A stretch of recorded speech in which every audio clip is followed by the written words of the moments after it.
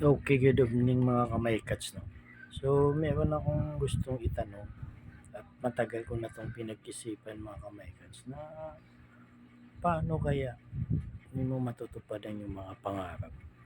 Minsan sabi natin, kung igaya natin sa isang sugal, 'pag natalo ka, masabi mo, pwede na akong tumigil.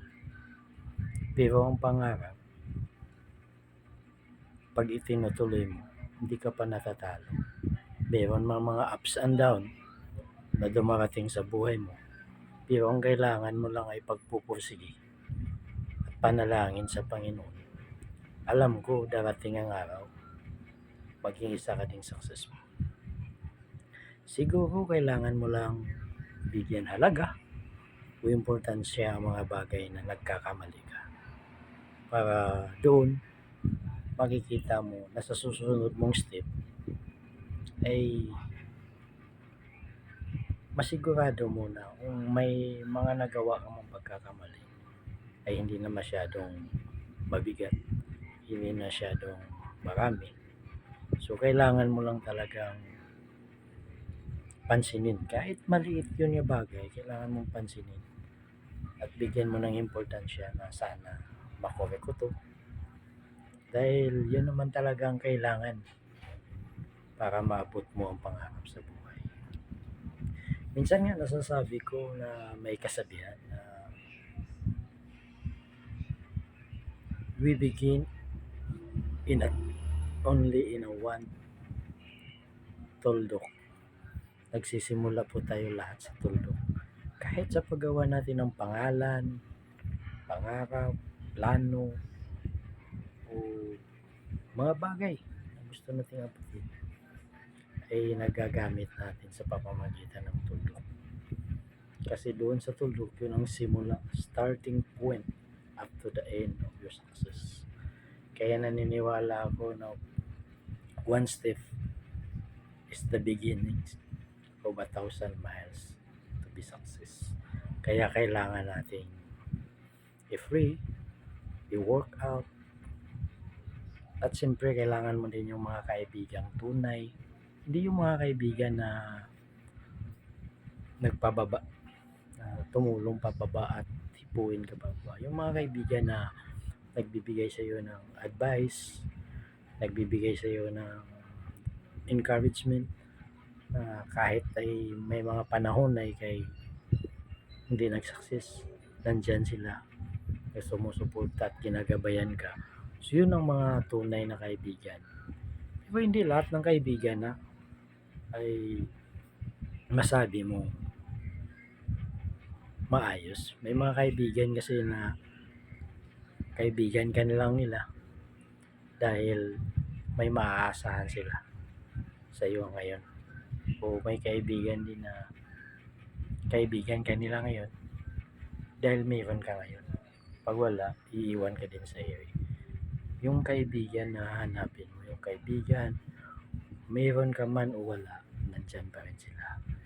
Parang mayroon silang perseverance.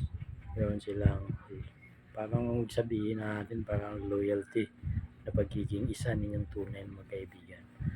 So, maraming mga tendency na maging maka-ask question ka sa iyong sarili kung paano, ano, bakit, where, why, how. Pero in the end of the day, you can remember yourself na ang lahat po ng ito ay nagsisimula sa tuldok at tatapos po ito in a starting point to the end with God grace at saka yung magpupursige. Kahit ilang bisis kang madapa, kahit ilang bisis may tao man na magsasabi sa iyo hindi mo kaya, may tao man magsasabi wala kang magawa, may tao man nagsasabi wala ka talaga, bubo ka, wala kang marating, ganun ka. Huwag kang magpanghihinaan. Gawin mo yung encouragement. Gawin mo na yun ang mga tools na masabi mo sa sarili. In the day after, in a month, in a year, na magkita mo, sabihin mo sa sarili mo, Thank you, ma'am. Thank you, sir. Dahil sa pagmamaliit nyo sa akin, ganito na ako ngayon. With the starting, with the beginning, with the end, with the point. But, rather than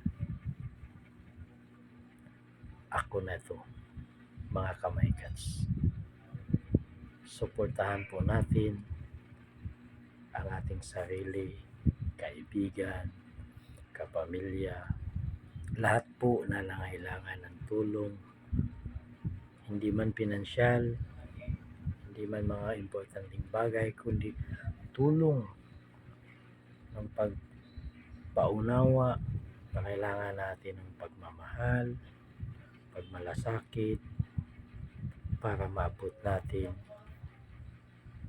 yung gusto nating maabot sa buhay. Kasi kung hindi tayo marunong magpatawad sa ating sarili, dala-dala natin yung galit,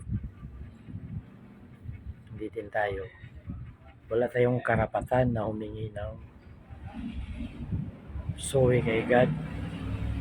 Dahil hindi nga tayo kayang magpatawad sa ating kapwa. Hihingi pa tayo ng tawad sa Panginoon. Ang kapal ng mukha na natin.